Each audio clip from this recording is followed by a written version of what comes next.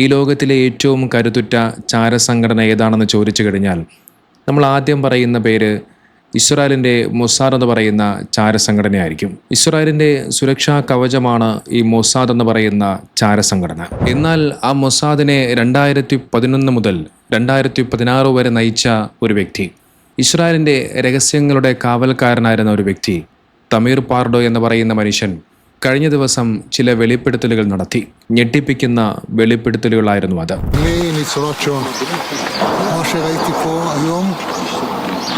הזכיר את האירועים שקרו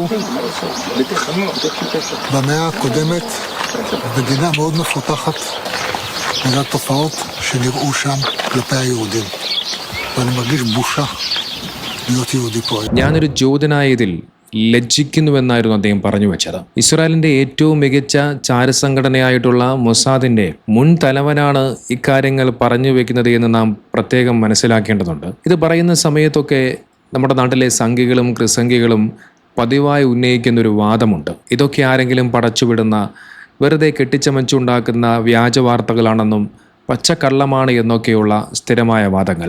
നോക്കൂ, the times of Israel എന്ന് പറയുന്ന ഇസ്രായേൽ മാധ്യമം തന്നെയാണ് ഇക്കാര്യങ്ങൾ വെളിപ്പെടുത്തിയത്. 2 ദിവസങ്ങൾക്ക് മുമ്പ് ഇസ്രായേൽ അധിനിവേശത്തിലുള്ള വെസ്റ്റ് ബാങ്കിലെ ചില ഫലസ്തീൻ ഗ്രാമങ്ങൾ തമീർ പാർഡോ സന്ദർശിക്കുകയുണ്ടായി. അദ്ദേഹം തനിച്ചായിരുന്നില്ല. മുൻ IDF deputy commander Matan Vilnai, IDF central കമാൻഡിൻ്റെ മുൻ കമാൻഡർ അമ്ര മിച്ന എന്നിവരോടൊപ്പമായിരുന്നു അദ്ദേഹം ആ ഒരു സന്ദർശനം നടത്തിയത്. ചാനൽ 13 എന്ന് പറയുന്ന ഒരു മാധ്യമത്തിന് നൽകിയ അഭിമുഖത്തിലാണ് ഇദ്ദേഹം അക്കാര്യങ്ങൾ വെളിപ്പെടുത്തിയത്. അവിടെ സന്ദർശിച്ച അദ്ദേഹം അവിടെ കണ്ടത് ഇസ്രായേലി കുടിയേറ്റക്കാർ ഫലസ്തീനികൾക്കെതിരെ നടത്തുന്ന അതിക്രമങ്ങളാണ്. അതും വെറും അതിക്രമങ്ങളല്ല, അതിനെ അദ്ദേഹം വിശേഷിപ്പിച്ചത് ജൂത ഭീകരതയെന്നായിരുന്നു. അതിനേക്കാൾ ഗൗരവമുള്ള മറ്റൊരു കാര്യം കൂടി അദ്ദേഹം പറഞ്ഞു വെക്കുന്നുണ്ട്. അദ്ദേഹത്തിൻ്റെ അമ്മ ഹോളോകോസ്റ്റ് അതിജീവിച്ച ഒരാളാണ് എന്നായിരുന്നു അദ്ദേഹം പറഞ്ഞു വെച്ചത്. മനുഷ്യ ചരിത്രത്തിലെ ഏറ്റവും ഭീകരവും വേദനാജനകവുമായ ഒരു അധ്യായമാണ് ഈ ഹോളോകോസ്റ്റ് എന്ന് പറയുന്നത്. 2ാം ലോക മഹായുദ്ധകാലത്ത് അഡോൾഫ് ഹിറ്റ്ലറുടെ നേതൃത്വത്തിലുള്ള നാസി ജർമ്മനി യൂറോപ്പിലെ ജൂതന്മാരെ വംശീയമായി ഇല്ലാതാക്കാൻ നടത്തിയ ആസൂത്രിതമായ കൂട്ടക്കൊലയാണിത്. ആ ഹോളോകോസ്റ്റിലെ ഒരാളാണ് തൻ്റെ അമ്മയെന്നാണ് അദ്ദേഹം പറഞ്ഞു വെക്കുന്നത്. അത്തരത്തിൽ ജൂതന്മാർക്കെതിരെ യൂറോപ്പിൽ നടന്ന ആ ക്രൂരമായ ആ പ്രവർത്തനങ്ങൾക്ക് സമാനമായ കാര്യങ്ങളാണ് ഇന്ന് വെസ്റ്റ് ബാങ്കിൽ ഫലസ്തീനികൾക്കെതിരെ നടക്കുന്നുവെന്നാണ് അദ്ദേഹം പറഞ്ഞു വെക്കുന്നത്. അവിടെ നടക്കുന്ന ഓരോ ക്രൂരതകളെക്കുറിച്ചും അദ്ദേഹം എണ്ണി പറഞ്ഞു വെക്കുന്നുണ്ട്. വെസ്റ്റ് ബാങ്കിൽ കുടിയേറ്റക്കാർ ഫലസ്തീനികളുടെ വീടുകൾ കത്തി നശിപ്പിക്കുന്നു, കൃഷിയിടങ്ങൾ നശിപ്പിക്കുന്നു, ആളുകളെ ആക്രമിക്കുന്നു. അത്തരത്തിൽ വെസ്റ്റ് ബാങ്കിൽ കുടിയേറ്റ ആക്രമണങ്ങൾ ദിവസേന നടക്കുന്നുണ്ട് എന്നും ഇറാനുമായുള്ള യുദ്ധത്തോടെ ഇത് വർദ്ധിച്ചുവെന്നും അദ്ദേഹം പറഞ്ഞു വെക്കുന്നു. വെസ്റ്റ് ബാങ്കിലെ ഫലസ്തീനികൾക്കെതിരെയും അവരുടെ സ്വത്തുക്കൾക്കെതിരെയും 328 അക്രമ സംഭവങ്ങൾ ഉണ്ടാവുകയും ആ സമയത്ത് 8 ഫലസ്തീനികൾ വെടിയേറ്റ് കൊല്ലപ്പെടുകയും 200ഓളം പേർക്ക് പരിക്കേൽക്കുകയും ചെയ്തതായി അദ്ദേഹം പറഞ്ഞു വെക്കുന്നുണ്ട്.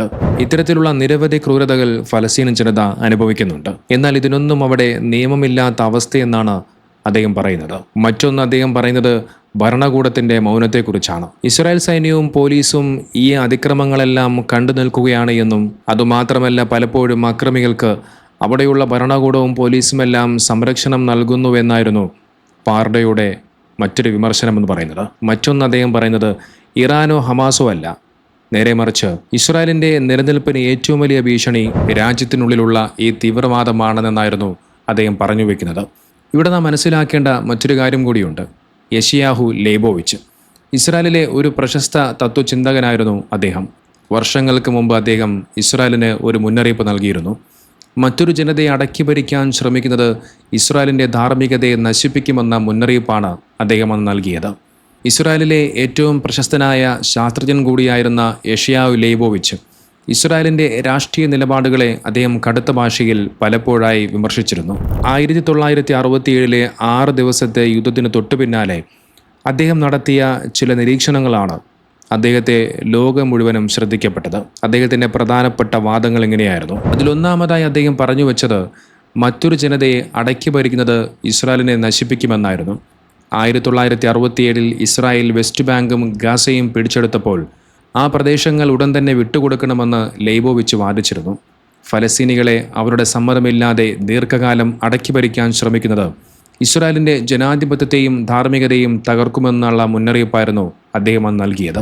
രണ്ടാമതായി അദ്ദേഹം നടത്തിയ ഒരു പ്രയോഗം ജൂഡോ നാസിസം എന്ന പ്രയോഗം. ഇസ്രായേലിനെ ഏറ്റവും കൂടുതലും ചൊടിപ്പിച്ചത് അദ്ദേഹത്തിന്റെ ഈ ഒരു പ്രയോഗമായിരുന്നു. ഇസ്രായേൽ സൈന്യം ഫലസ്തീൻ പ്രദേശങ്ങളിൽ നടത്തുന്ന ഈ അടിച്ചമർത്തലുകൾ തുടർന്നാൽ അത് ജൂതന്മാരെ നാസികൾക്ക് സമാനമായ മാനസികാവസ്ഥയിലേക്ക് എത്തിക്കുമെന്ന് അദ്ദേഹം പറഞ്ഞു വെക്കുന്നുണ്ട്. ഈ പ്രവണതയാണ് അദ്ദേഹം ജൂഡോ നാസിസം എന്ന് വിളിച്ചത്. തമീർ പാഡോ കഴിഞ്ഞ ദിവസം നടത്തിയ പ്രസ്താവനയിലും ലേബോവിച്ചിന്റെ ഈ വാക്കുകളെയാണ് അദ്ദേഹം ഓർമ്മിപ്പിച്ചത്. മൂന്നാമത് അദ്ദേഹം പറഞ്ഞത് മതവും ഭരണകൂടവും വേർപെടുത്തണമെന്നതായിരുന്നു. ഇസ്രായേൽ എന്ന രാഷ്ട്രം ജൂതമതത്തെ രാഷ്ട്രീയ ആവശ്യങ്ങൾക്കായി ഉപയോഗിക്കുന്നുവെന്ന് അദ്ദേഹം വിശ്വസിച്ചു. മതം ഭരണകൂടത്തിൻ്റെ ഭാഗമായാൽ അത് മതത്തിൻ്റെ പരിശുദ്ധി നശിപ്പിക്കുമെന്നും പകരം ഭരണകൂടത്തിൻ്റെ ഒരു ഉപകരണം മാത്രമായി മതം മാറുമെന്നും അദ്ദേഹം വാദിച്ചു. നാലാമതായി പറഞ്ഞു വെച്ചത് സെറ്റിൽമെൻറ്റുകൾക്കെതിരെയുള്ള നിലപാടായിരുന്നു. വെസ്റ്റ് ബാങ്കിലെ ജൂത കുടിയേറ്റ കേന്ദ്രങ്ങൾ ഇസ്രായേലിൻ്റെ സുരക്ഷ വർദ്ധിപ്പിക്കുകയല്ല, മറിച്ച് രാജ്യത്തെ ഒരു ഏജന്റ് സ്റ്റേറ്റാക്കി മാറ്റുകയാണ് ചെയ്യുന്നതെന്ന് അദ്ദേഹം പറഞ്ഞു.